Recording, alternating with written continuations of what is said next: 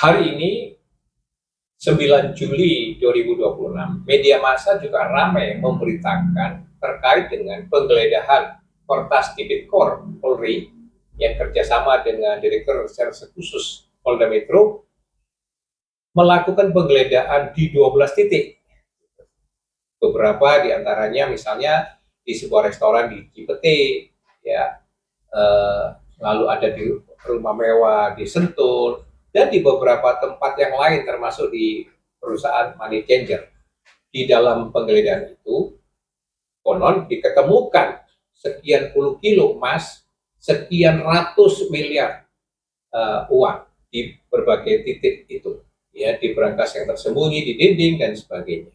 Lalu juga foto keluarga disita. Nah, banyak media memberitakan bahwa penggeledahan itu terkait dengan dugaan tidak pidana dalam rangka pemenangan lelang, ya, barang-barang lelang oleh sebuah perusahaan yang baru 10 hari berdiri, yang konon sebenarnya aset yang dilelang itu nilainya lebih dari 21 triliun gitu.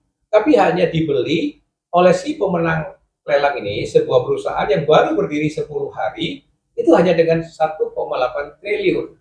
Jadi ada perbedaan yang sangat ekstrim antara nilai aset dengan lakunya atau terjualnya secara lelang aset-aset itu dan dimenangkan oleh satu perusahaan yang tadi baru berdiri 10 hari. Dan semuanya itu dikaitkan, ya, terkait dengan Jaksa Agung Muda Pidana Khusus Febri Ardiansah. Itu semua media menulis dengan jelas sekali nama itu, ya, mengkaitkan dari seluruh apa yang dilakukan oleh polisi itu, penggeledahan yang dilakukan oleh pihak polisi itu dengan nama itu. Bahkan ada foto yang dikatakan foto keluarga itu dan foto keluarganya Febri Ardiansah itu. Pertanyaannya sekarang, ya, kalau penyidikan atau penyelidikan ini kan itu adalah kewenangan polisi, gitu ya. Polisi belum memberikan perkembangannya dengan dengan gamblang, ya, baru memberikan penjelasan bahwa perkara itu naik ke penyidikan dan polisi melakukan penggeledahan, ya, sudah pro justisia katanya. Oke, itu satu hal, kita masih menunggu kejelasan dari perkembangan itu dari pihak polisi, ya, perkembangan atas penggeledahan tadi.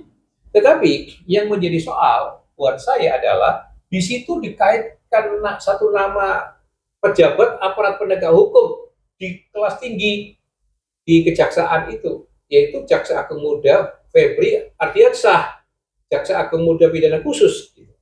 Nah, kalau Kejaksaan Agung Republik Indonesia sebagai lembaga penegakan hukum yang kredibel dan berintegritas harusnya merespon itu, cepat merespon. Benar nggak itu Jaksa Agung Muda Pidana Khusus Febri Ardiansah itu terlibat dengan dugaan tindak pidana yang sedang disidik oleh Polri itu, ya, itu harus cepat. Itu yang pertama.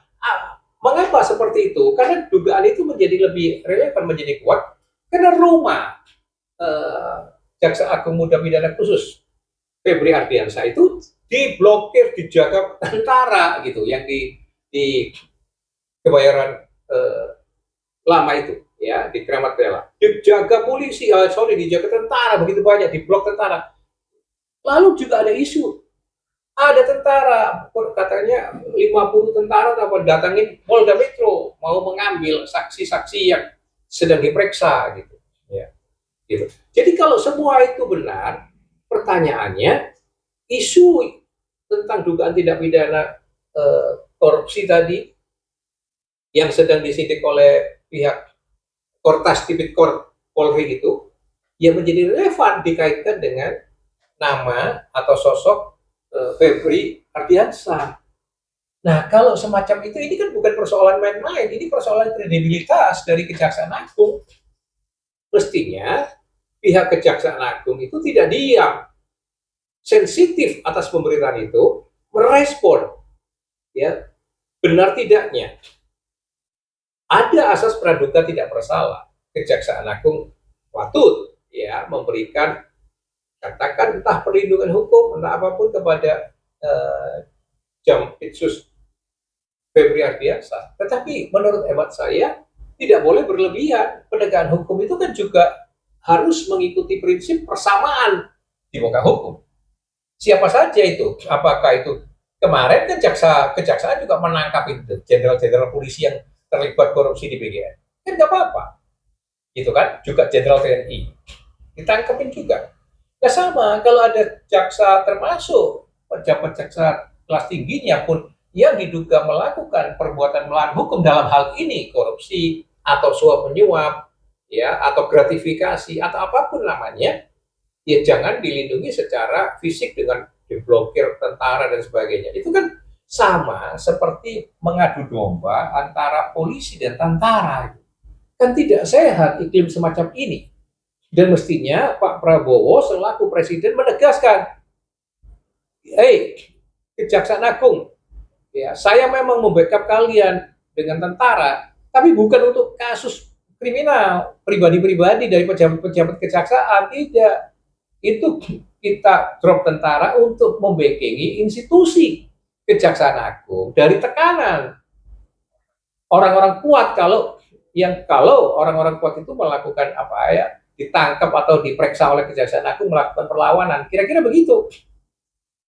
Tapi tentara-tentara itu kan bukan dipakai untuk melindungi pribadi-pribadi dari pejabat-pejabat itu yang diduga melakukan perbuatan pidana. Kan nggak sehat itu. Ya. Dan kita sebagai masyarakat sipil mendukung penuh ya tindakan kepolisian itu untuk menuntaskan. Jangan ada kesan begini, nanti gara-gara itu adalah seorang jaksa agung muda, ya, kemudian di backup oleh tentara, lalu polisi menjadi ciut. Waduh, ini sudah bukan zamannya lagi. Ya, itu semua menghalangi keadilan, obstruction of justice itu tindakannya kalau ada pihak-pihak yang intervensi di situ di penegakan hukum. Siapapun itu, termasuk kalau itu tentara-tentara. Dan Kapolri harus minta itu kepada Panglima bila perlu supaya tidak ada tindakan tentara yang begitu. Jadi biar ini penyidikan menjadi tenang dan jelas dan betul-betul suatu praktek penegakan hukum demi keadilan dan kepastian hukum. Agar masyarakat percaya kepada hukum dan kepada aparat penegak hukum. Dan sekali lagi, kami mendukung penuh agar polisi berani, seberani-beraninya menegakkan keadilan ya, melalui penegakan hukum itu dengan tuntas, ya, tanpa reserve, tanpa ragu-ragu.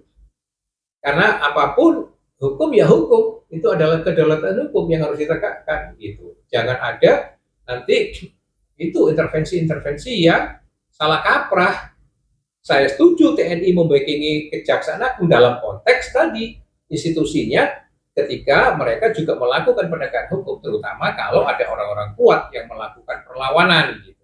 Itu patut dibela, dibackingin Kejaksaan Agung. Tapi bukan pembackingan itu bukan untuk oknum-oknum pejabatnya gitu. Siapapun kalau dia diduga melakukan perbuatan pidana, ya harus juga ditegakkan hukum kepada yang bersangkutan. Dan sekali lagi sebagai masyarakat kita menunggu melihat hasil konkret dari tindakan polisional itu. Salam merah putih.